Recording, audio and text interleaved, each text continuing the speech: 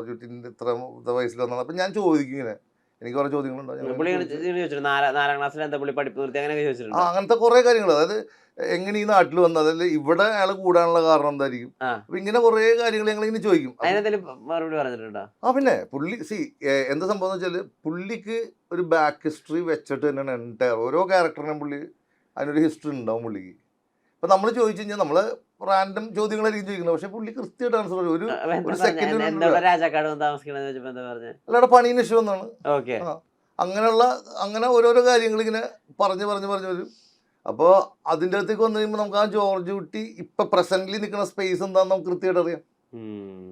എന്തുകൊണ്ട് ആ വീട്ടുകാരോട് അയാൾക്ക് അത്രയും വാത്സല്യം, ഭാര്യയുടെ പിതാവ് ആയതുകൊണ്ടല്ല, അയാൾ അച്ഛനും അമ്മയായിട്ട് കാണുന്നത്, അയാൾക്ക് വേറെ അച്ഛനും അമ്മയില്ല.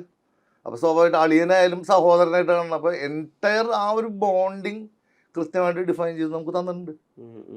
ജിത്തിനോട് വർക്ക് ചെയ്യുമ്പോഴുള്ള ഏറ്റവും വലിയ എഡ്ജാണ്. ഇപ്പം മ്യൂസിക് ആണെങ്കിലും പുള്ളിക്ക് ഇത് വേണം ഇത് വേണ്ട എന്ന് കൃത്യമായിട്ട് പുള്ളി പറയും.